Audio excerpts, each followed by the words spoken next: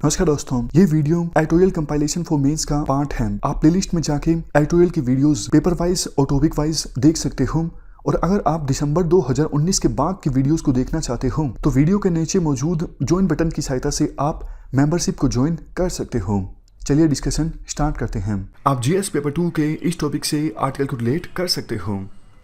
अभी देखो, इंडिया और चाइना रिलेशंस में शांति है, लेकिन 2014 से लेके 2017 के बीच इंडिया और चाइना के रिलेशंस में काफ़ी सारी टेंशन्स थी, कंपटीशन चल रहा था, काफ़ी सारे रीजन्स में डोमिनेंस इस्टेब्लिश करने को लेके और कन्फ्लिक्ट था बहुत सारे इश्यूज़ पर। ये सब चीज़ें यानी टेंशन्स, कन्फ्लिक्ट्स और कंपटीशन चरम बिंदु पर पहुंचा 2017 में, जब डोकलाम विवाद हुआ इंडिया और चाइना के बीच। उसके बाद रिलेशंस में पीस आनी स्टार्ट हुई जब इंडिया और चाइना के बीच एक इनफॉर्मल समिट ऑर्गेनाइज हुआ चाइना की सिटी वुहान में। आर्टिकल में देखो, ये कहा जाता है इंडिया और चाइना के जो रिलेशंस हैं वो बहुत ज़्यादा कॉम्प्लेक्स हैं। 3 फैक्टर्स ने इंडिया और चाइना के रिलेशंस को शेप किया है पिछले कुछ सालों में।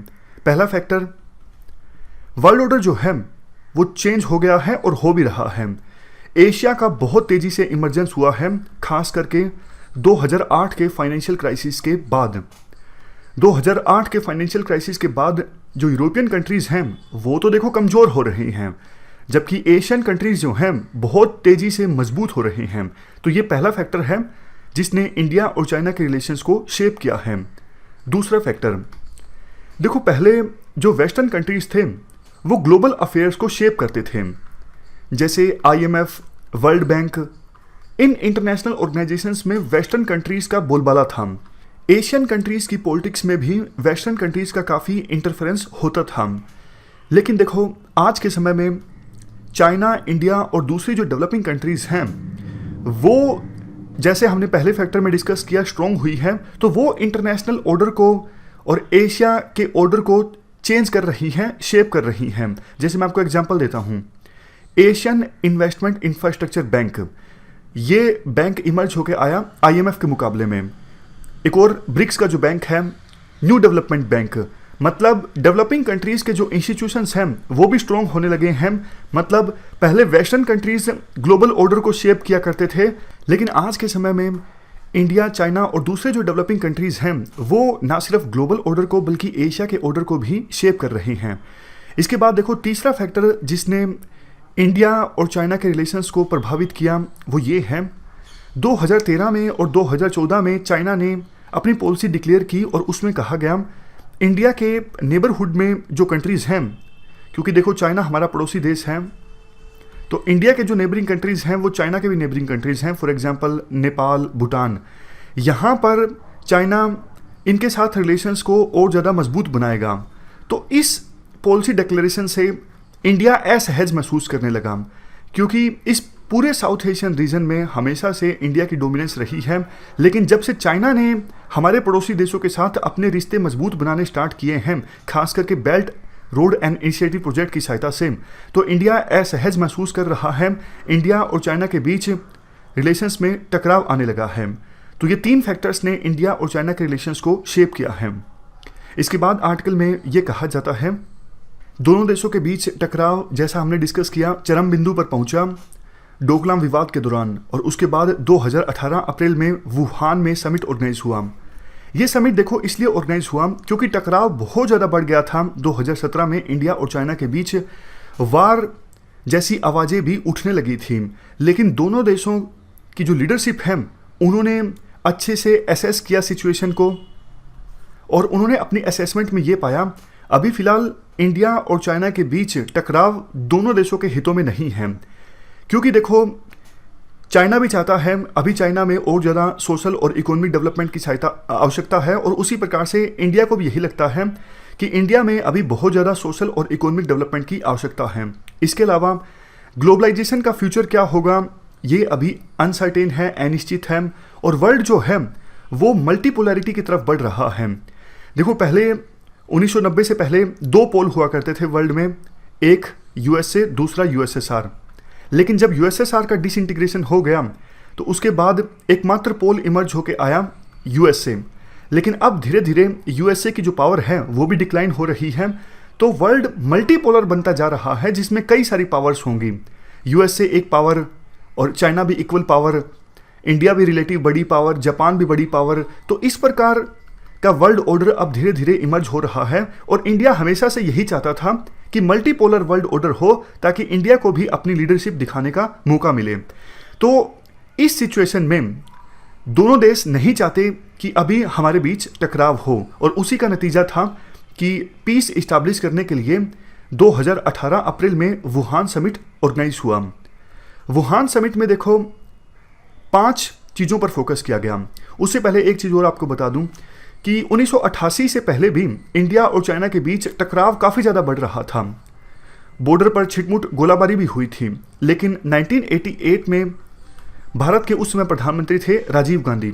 राजीव गांधी गए थे चाइना की यात्रा पर और दोनों देशों के रिश्तों में जो बर्फ जमी थी वो पिघल गई थी। उस 1988 के राजीव गांधी के समिट के दौरान ये डिसाइड हुआ था कि बॉर्डर विवाद को समय के अनुसार सुलझा लिया जाएगा, लेकिन इसी बीच दोनों देशों के बीच बातचीत बंद नहीं होगी और बाकी दूसरे फ्रंट्स पर जो भी कोऑपरेशन मुमकिन होता है इंडिया और चाइना कोऑपरेशन करते रहेंगे, बातचीत भी करते रहेंगे जब तक कि बॉर्डर डिस्प्यूट सोल्व नहीं हो जाता। मतलब ऐसा नहीं कि बॉर्डर डिस्प्यूट सोल्व नहीं हो रहा है तो बाकी फ्रंट्स पर भी आप बिल्कुल बात मत करो, इकोनॉमिक रिलेशंस मेंटेन मत करो, ऐसा नहीं। दोनों देशों ने डिसाइड कर लिया था बॉर्डर डिस्प्यूट है, समय के अनुसार सोल्व कर लिया जाएगा, लेकिन बाकी क्षेत्रों में हम बात करते रहें और कोऑपरेशन को मेंटेन करें। जिस प्रकार से देखो 1988 एक बहुत ही इंपॉर्टेंट ईयर था दोनों देशों के बीच रिलेशनशिप को डिफाइन करने के लिए और ये तय करने के लिए आगे इंडिया और चाइना कैसे आपस में कोऑपरेट करेंगे। उसी प्रकार से वुहान 1.0 जो समिट था वो भी बहुत ज़्यादा इंपॉर्टेंट था। उस समिट की सहायता से दोनों देशों ने अपने पॉलिसी मेकर्स को, ब्यूरोक्रेसी को एक प्रकार से सिग्नल देने की कोशिश की थी अभी आप इंडिया और चाइना के बीच टकराव वाली पॉलिसीज को ना अडॉप्ट कीजिए। बार बार एक टर्म इस्तेमाल की जाती है वुहान स्पिरिट, जैसे कहा जाता है वुहान स्पिरिट को आगे लेके जाना है। मतलब इस प्रकार की पॉलिसीज को अपनाना है जिससे इंडिया और चाइना के बीच टकराव ना हो। ये जो वुहान स्पिरिट है ये देखो 5 पिलर्स पर टिकी हुई है। पहला पिलर कि इंडिया और चाइना का एक साथ इमरजेंस होगा और दोनों मेजर पावर्स की जो फॉरेन पॉलिसी है वो इंडिपेंडेंट होगी, ये एक रियलिटी है, इसे दोनों देशों को स्वीकार करना होगा। नेक्स्ट है दूसरा पिलर, इंडिया और चाइना के बीच पीस जरूरी है ग्लोबल पॉलिटिक्स में स्टेबिलिटी के लिए। तीसरा पिलर, दोनों देशों को एक दूसरे की सेंसिटिविटीज़ को रिकॉग्नाइज करना होगा, एक दूसरे के कंसर्न्स एस्पायरेशंस को रिस्पेक्ट प्रदान करनी होगी। नेक्स्ट पिलर, दोनों देश अपनी अपनी मिलिट्रीज को गाइड करेंगे कि वो बॉर्डर को पीसफुली मैनेज करें ताकि बॉर्डर पर किसी प्रकार का कन्फ्लिक्ट ना हो। लास्ट पिलर, देखो कॉमन इंटरेस्ट के मैटर्स पर दोनों देश इंडिया और चाइना एक दूसरे से कंसल्ट करेंगे ताकि रियल डेवलपमेंटल पार्टनरशिप को इस्टेब्लिश किया जा सके। तो जो वुहान स्पिरिट है वो इन 5 पिलर्स पर आधारित है। वैसे देखो कुछ एक्सपर्ट्स ने क्रिटिसाइज भी किया वुहान अप्रोच को, वुहान स्पिरिट को, क्योंकि वुहान अप्रोच में दोनों देशों ने ये नहीं डिसाइड किया कि कैसे डिफरेंसेस को रिजोल्व किया जाएगा। मतलब ये बात कुछ हद तक सही भी है, बड़ी बड़ी बातें तो बोली गई जो हमने अभी डिस्कस की, 5 पिलर्स पर टिकी हुई है वुहान अप्रोच, लेकिन ऐसा कुछ ब्लूप्रिंट तैयार नहीं किया गया। ऑलरेडी जो डिफरेंस है कई सारे इश्यूज पर लेके, जैसे एनएसजी का मसला है या फिर अभी फ़िलहाल कश्मीर पर चाइना का जो स्टैंड है, इस प्रकार से बहुत सारे डिफरेंसेस हैं इंडिया और चाइना के बीच। सीपेक है, उनको कैसे सोल्व किया जाएगा, इस संदर्भ में किसी प्रकार का कोई ब्लूप्रिंट तैयार नहीं किया गया। लेकिन एक बात जरूर हुई, पहले जो मिसट्रस्ट या फिर टेंशन्स बढ़ती जा रही थी उनको जरूर रोक पाने में कामयाब हो गए दोनों देश वुहान समिट की सहायता से। कुछ लोगों का ये कहना है चाइना ने वक्त की नज़ाकत को समझा, क्योंकि चाइना का अभी कंपटीशन चल रहा है यूएसए के साथ, तो चाइना को लगा इंडिया के साथ कंपटीशन करना अभी फ़िलहाल चाइना के हक में नहीं है, इसलिए चाइना ने ये मुनासिब समझा कि इंडिया के साथ पीस इस्टेब्लिश की जाए।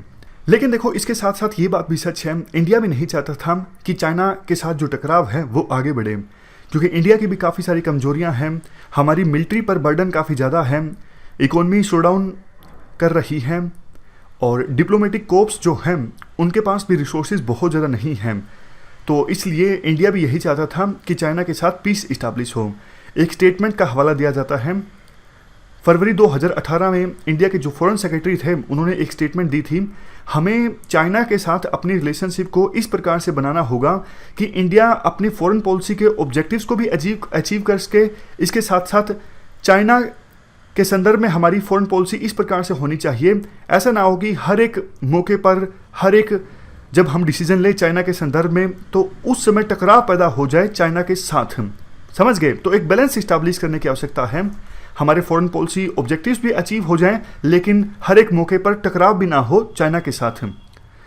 तो आप एसेंस में कह सकते हो कि वुहान समिट जो था उसमें दोनों देशों ने रियलिस्ट फॉरेन पॉलिसी को अपनाया। ये दोनों देशों के रियलिज्म का नतीजा था कि वुहान समिट जो है वो सफल हुआ और दोनों देशों के बीच पिछले सालों के अपेक्षाकृत पीस इस्टाब्लिश हुई। अब देखो फिर से हमारे एक सिटी मामल्लापुरम में समिट ऑर्गेनाइज होगा चाइना के साथ। इसे कुछ लोग, कुछ एक्सपर्ट्स वुहान 2.0 का नाम भी दे रहे हैं। तो अभी हमारी फॉरेन पॉलिसी चाइना के संदर्भ में ऐसी होनी चाहिए कि हमारा फोकस 3 स्ट्रेटेजिक गोल्स पर हो। सबसे पहला स्ट्रेटेजिक गोल, इकोनॉमिक इंटरडिपेंडेंस जो है इंडिया और चाइना के बीच वो डिसरप्ट ना हो। जैसे चाइना बहुत सारी चीज़ों के लिए इंडिया पे डिपेंडेंट है और इंडिया भी बहुत सारी चीज़ों के लिए चाइना पे डिपेंडेंट है। दोनों देशों का ट्रेड जो है, दोनों देशों के बीच ट्रेड काफ़ी ज़्यादा है। अगर ये इंटरडिपेंडेंसी बनी रहती है तो कन्फ्लिक्ट के चांसेस थोड़े कम हो जाते हैं। तो इकोनॉमिक इंटरडिपेंडेंस को डिसरप्ट किए बिना मल्टीपोलैरिटी आनी चाहिए और एशिया का जो सिक्योरिटी आर्किटेक्चर है वो इंक्लूसिव होना चाहिए। मतलब ऐसा नहीं कि चाइना की दादागिरी देखने को मिले ना सिर्फ साउथ चाइना सी में बल्कि इंडियन ओशन में और दूसरे रीजन्स में भी नहीं। सिक्योरिटी आर्किटेक्चर इस प्रकार से होना चाहिए कि सबकी जो सिक्योरिटी है वो मेंटेन रहे और किसी की सॉवरेनिटी, इंटीग्रिटी वो कॉम्प्रोमाइज़ ना हो। दूसरा हमारा स्ट्रेटेजिक गोल ये होना चाहिए, इंटरनेशनल ऑर्डर जो है वो फेयर एंड रूल बेस्ड होना चाहिए। जैसे देखो यूएसए बहुत बार अपनी मनमानी करता है, खुद से ईरान के ऊपर यूएसए ने सैंक्शंस लगा दिए और दूसरे देशों को भी प्रेशराइज किया जा रहा है कि आप भी हमारे सैंक्शंस को फॉलो कीजिए। तो ये चीज़ इंटरनेशनल रूल बेस्ड ऑर्डर के अगेंस्ट है। अगर देखो यूनाइटेड नेशंस ने सैंक्शंस लगाए होते ईरान के ऊपर तो अलग बात थी, लेकिन यूएसए यूनिलेटरल सैंक्शन लगा रहा है और दूसरे देशों को भी बोल रहा है, तो ये गलत है। इंटरनेशनल ऑर्डर रूल बेस्ड होना चाहिए। सबसे लास्ट में हमारे नेबरहुड में साउथ एशिया में सस्टेनेबल इकोनॉमिक डेवलपमेंट आनी चाहिए और जियोपॉलिटिकल पीस भी रहनी चाहिए। तो ये हमारे 3 स्ट्रेटेजिक गोल होने चाहिए जब हम चाइना के साथ डील करें। इन 3 स्ट्रेटेजिक गोल्स को अचीव करने के लिए चाइना की इंपॉर्टेंस काफ़ी ज़्यादा है, चाइना के साथ रिश्ते अच्छे होना जरूरी हैं।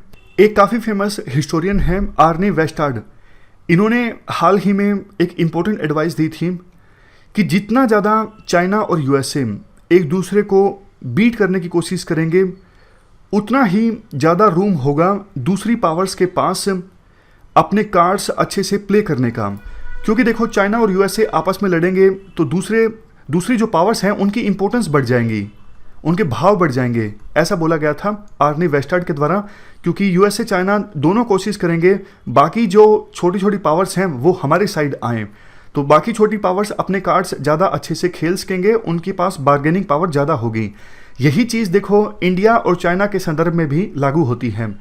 जितना ज़्यादा कंपटीशन होगा इंडिया और चाइना के बीच उतना ही छोटी पावर्स फ़ायदा उठाएंगी सिचुएशन का और अपने कार्ड्स अच्छे से प्ले करेंगे।